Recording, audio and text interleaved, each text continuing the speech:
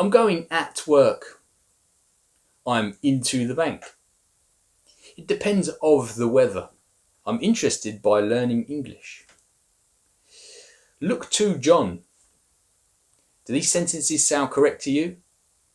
If so, you have a problem. And your problem is prepositions. This video should rectify that for you.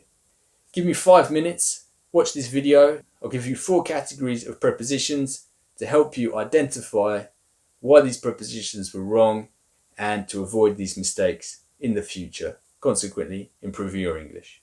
Let's go.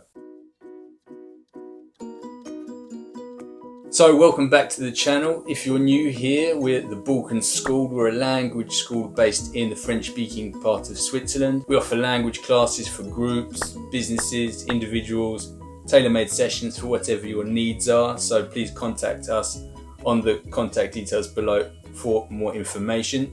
This channel focuses on English and it's dedicated to making short videos to help you improve your language skills. Let's get into it. Prepositions, 4 categories. Let's go. Category number 1. So category number 1 is prepositions of place. So as the name suggests, they describe the place. So where something is. Your prepositions of place include at, in, on. So you would say, I'm at work. Okay, this describes the place. Or you would say the video is on YouTube. Again, on is used to describe the place. So this is quite basic. It's the first type of preposition you learn when you're learning English, just to describe the place. Be careful. To, it's not a preposition of place. You cannot say, I'm to work. This is wrong. The preposition to falls into our next category. So, category 2 of prepositions, prepositions of movement. So, as the name indicates, this is when something moves, when you have a verb which indicates some type of movement. The verb to go is a very common example. So, your prepositions of movement include to, in, on. So, in and on are prepositions of place and prepositions of movement. Into, onto.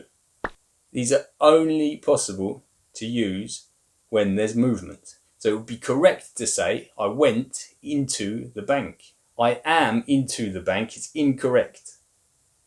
But I am in the bank, it's correct, because in, it's a preposition of place and a preposition of movement. So if you want, you could just use in.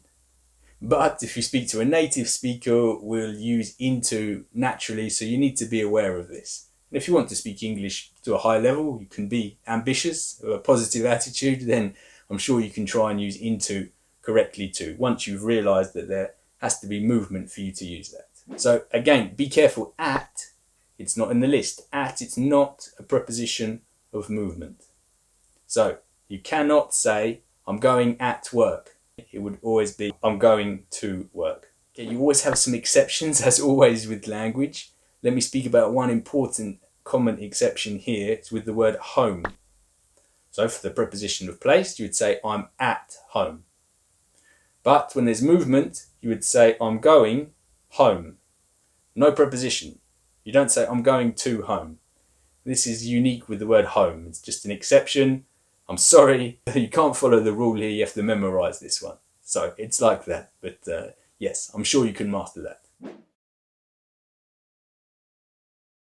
Now, third category for you, this is your verb or adjective dependent prepositions. This means when you use a certain verb, you always need a certain preposition. Here, there's no logic. It's different to the first 2 categories. These ones you just have to memorize. This word lives with this word.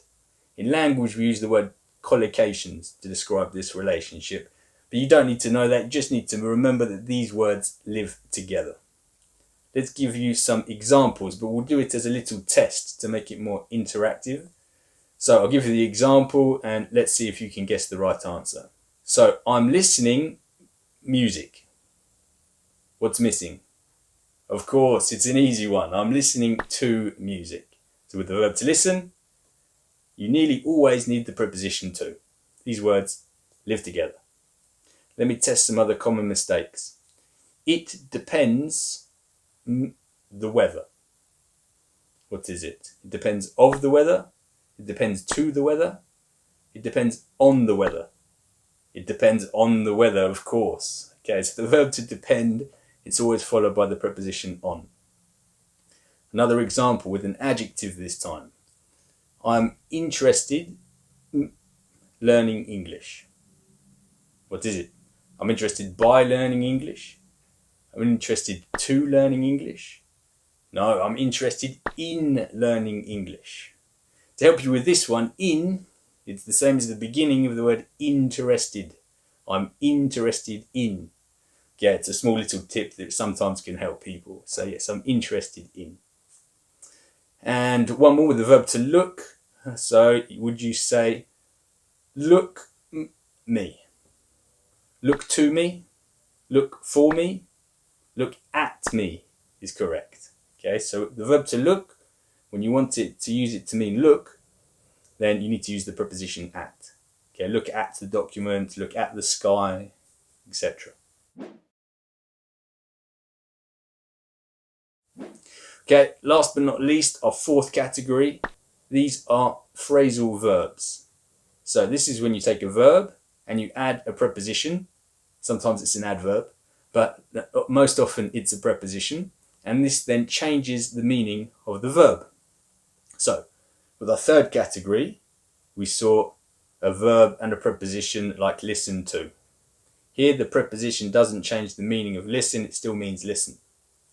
But if we change the preposition with some verbs, it can then change the meaning. This is a complicated, vast topic.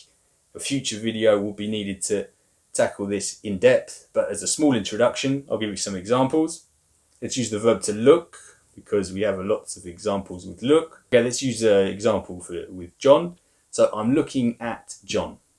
This is not a phrasal verb. This means to look with your eyes, the typical use of the word to look. But if we change the word at to for, I'm looking for John, the meaning's changed. Now it's a phrasal verb, and to look for means to search.